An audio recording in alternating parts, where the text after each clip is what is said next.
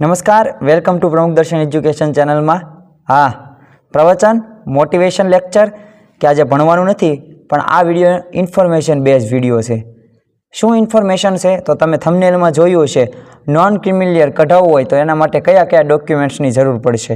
હા, તો આપણે જેટલી પણ સરકારી સહાય છે, જેટલી પણ યોજના છે, જેટલા પણ ફોર્મ છે, જે જિલ્લા સેવા સદન, તાલુકા સેવા સદન કે કોઈ પણ કચેરીમાં ભરાય છે તેની માહિતી આપણે હવે પછીના વિડીયોમાં બધામાં જોવાનું છે. તો આ વિડીયોની અંદર આપણે નોન ક્રિમિલિયર વિશે જાણવાનું છે. કયા કયા ડોક્યુમેન્ટ જોશે, ક્યારે કઈ જગ્યાએ ફોર્મ ભરવા જવાનું, કેટલો અંદાજિત ખર્ચ થશે અને તમને બેનિફિટ શું રહેશે એના વિશે આ વિડીયોમાં જોઈશું. તો જોડાયેલ રહો આ વિડીયોની અંદર. તો સૌપ્રથમ આપણને પ્રશ્ન થાય કે આ નોન ક્રિમિલિયર શું છે. તો નોન ક્રિમિલિયર એટલે શું કે એક પ્રકારનું આપણે અનામત કહી શકીએ. હા, જેમ એસસીબીસી, ઈડબ્લ્યુએસ જેમ કેટેગરીઝ આવે તો એવી રીતના નોન ક્રિમિલિયરનું આવે છે. ખાસ તો એસસીબીસી, જેને ઓબીસી પણ કહેવામાં આવે છે, તેમને આ નોન ક્રિમિલિયર કઢાવવાનું હોય છે. આમાં એમને અનામતનો લાભ મળે છે જો આ નોન ક્રિમિલિયર હોય તો. હવે આપણને પ્રશ્ન થાય કે આ કઈ જગ્યાએ આપણે ફોર્મ ભરવાનું અને કેટલા દિવસમાં મળે. તો આ પ્રશ્નનો જવાબ આપણે જાણીએ તો સૌપ્રથમ તો જ્યાં ત્યાં તાલુકા સેવા સદન એ મામલતદાર કચેરી હોય અથવા જિલ્લા સેવા સદન, એટલે ખાસ તો મામલતદાર કચેરીમાં આ જોવા મળે છે.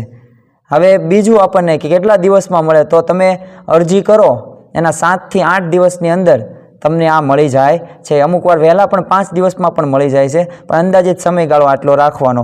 હવે પ્રશ્ન થાય કે આપણે આ ફોર્મ આપણે જોવું હોય તો આ ફોર્મ તમને વેબસાઇટમાં જોઈ શકાય છે. એક વેબસાઇટનું નામ બોલું છું, તમને અહીં દેખાય છે કે rajkot.nic.in અને /ફોર્મ. હવે આમાં તમે એપ્લાય કરશો એટલે અંદર બધાય ફોર્મમાં આવે છે. આ નોન ક્રિમિલિયર, કાસ્ટ સર્ટિફિકેટ, વિધવા સહાય યોજના, આ બધી પણ બક્ષી પંચ, આ જેટલા પણ દાખલાઓ છે ને એ બધાના તમને ફોર્મેટ પીડીએફ સ્વરૂપે છે. તમે આની પ્રિન્ટ આઉટ પણ કઢાવી શકો છો, અથવા તો જનધન સેવા કેન્દ્રમાં તાલુકા સેવા સદને જાઓ તો આ જનધન સેવા કેન્દ્ર હોય તો ત્યાં પણ તમને આ ફોર્મ મળી રહેશે. બીજું કે ફોર્મની અંદર ફિલઅપ શું છે. જો આપણે ભણેલા ગણેલા હોય છે તો ફોર્મની અંદર આપણે 50-60 રૂપિયા ભરવાના દેતા હોય. જો ન આવડતું હોય તો દેવા પડે, પરંતુ આની અંદર ખાસ તો નામ, ફોટા, સરનામું, મોબાઈલ નંબર, તમારી જાતિ, પછી તમે વેપાર કયો કરો છો, વ્યવસાય શું છે, અને સહી અને તારીખ અને જિલ્લો, બસ આવું જ તે મેન હોય છે. અને તમારા કુટુંબના જે સભ્યો હોય એની વિગતો. હવે આપણને પ્રશ્ન થાય કે આની અંદર સોગંદનામું કરાવવાનું આવે તો હા, નોન ક્રિમિલિયરમાં આવક અંગેનું સોગંદનામું કરાવવાનું હોય છે. હવે ડોક્યુમેન્ટ્સ કયા કયા જોશે, તો સૌપ્રથમ તો તમારો 2 ફોટા અને એક ખાસ કરીને એક ફોટા અને ફોર્મ ભરીને દેવાનું. પછી લિવિંગ સર્ટિફિકેટ એટલે કે તમે શાળા છોડ્યાનું પ્રમાણપત્ર જે હોય તે રજૂ કરવાનું. જાતિનો દાખલો, તો આ પ્રશ્ન થશે જાતિના દાખલાનો વિડીયો કઈ રીતના ફોર્મ બને, તો આના પછીના વિડીયો આપણે જાતિનો દાખલા, કાસ્ટ સર્ટિફિકેટ પણ જોવાનું છે. તો બીજા નંબરનો છે જાતિનો દાખલો. ત્રીજો છે લાઇટ બિલ, કારણ કે રહેઠાણનો પુરાવો તમારે દેવો પડશે તો લાઇટ બિલ છે. પછી આધાર કાર્ડ. જો હું તો એમ કહું છું કે તમે જે જગ્યાએ ફોર્મ ભરવા જાઓ ને આધાર કાર્ડ જોડી જ દેવાનું, પણ એને જરૂર હોય તો રાખે, નકર કાંઈ નહીં. પછી રેશન કાર્ડ, પછી પિતા અને આવકનો દાખલો. તમે નોન ક્રિમિલિયર કઢાવો છો કોઈ તો તમે અંડર એજમાં 18 થી નીચે ઉંમરના છો, એટલે તમે તમારી આવકનો દાખલો નહીં પણ તમારા ફાધરનો, પિતાનો આવકનો દાખલો કઢાવવાનો. અને પિતાનું સોગંદનામું.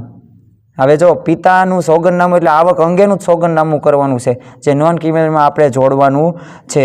અને જો નોકરી હોય, જો નોકરી કોઈ સરકારીનું, તો એનું હોદ્દાનું પ્રમાણપત્ર પણ રજૂ કરવાનું છે.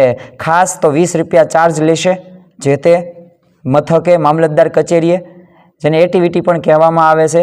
અને ટિકિટ રૂપિયાની 3 તમારે લગાડી દેવાની. સાથે ફોર્મ એમાં એકરાર નામું હશે, પંચ નામું હશે, એટલે 2 વ્યક્તિઓની સાઇન કરાવવાની.